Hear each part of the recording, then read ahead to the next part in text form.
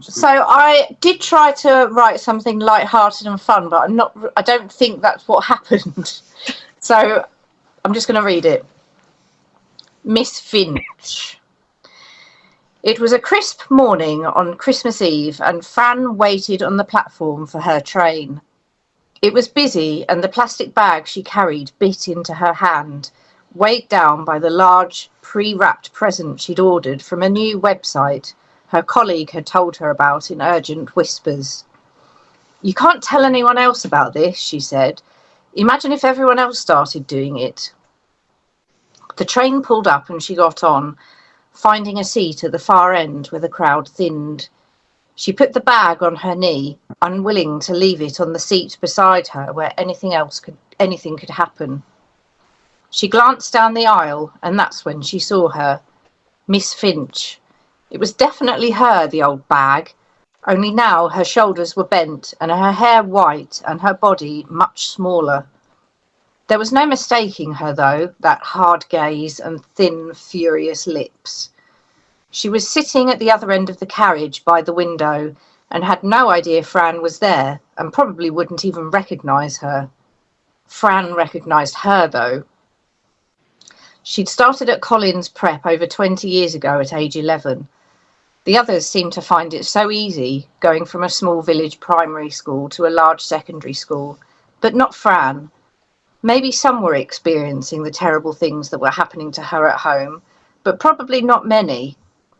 Things were calmer once her mum separated from her dad, but nobody told Fran's brain, and it continued to panic when a male teacher acted slightly like him or someone said something he may have once.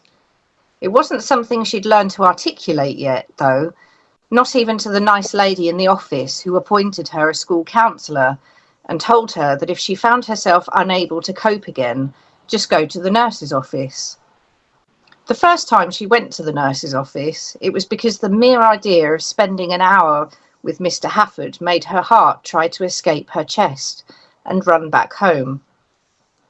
Finding herself unable to enter the classroom, she slipped away and scurried downstairs, where she met Miss Finch. She was old even then, and her blue eyes appraised Fran warily. Fran didn't notice any of this, though, taking the nice lady in the office's word that Miss Finch was on her side. Several more times that month this happened, and she sat quietly in the back room until she was ready for the next lesson. Then, on a Wednesday, things changed forever. Fran was sitting on the hard grey chair in the back of the nurse's office when Miss Finch had a visit from a teacher. At first, their voices were low mumbles, but then Miss Finch raised her voice so loud that it was obvious she wanted Fran to hear. "There's nothing wrong with her," she bellowed. "She just wants to get out of class."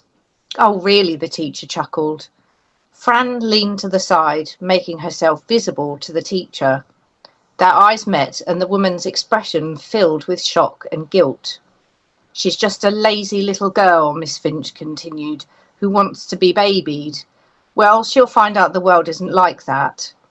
"Yes," said the teacher absently, her eyes fixed on Fran's. "She can't be talking about me," thought Fran. "That's not what's supposed to happen. This must be about someone completely different." Yet, while Fran stared at the old lady on the train, she knew very well that she'd been talking about her. It had taken years to accept, but it was true. She tried going to the nurse's office a few times after that over the following year, but the sour looks told her she wasn't welcome. Finally, when she picked up her bag to get going, Miss Finch had snapped, "If you walk slowly enough, maybe you'll miss the next lesson too." That clinched it. From then on, Fran hid in the toilets when her heart wouldn't slow down.